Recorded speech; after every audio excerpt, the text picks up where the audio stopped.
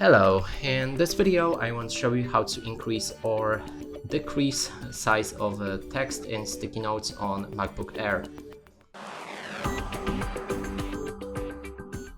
And to do this, first you will need to select the text that you want to change its size for.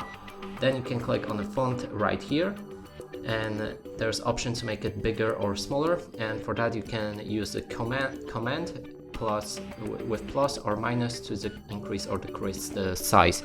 So let's do it like that.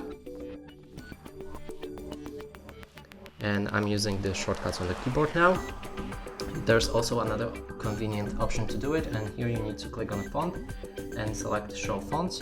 And now on the right in this window we have the size, and you can adjust it however you like. And that's it for this video. Hope you like it. Please consider subscribing to our channel, leave a like and a comment below.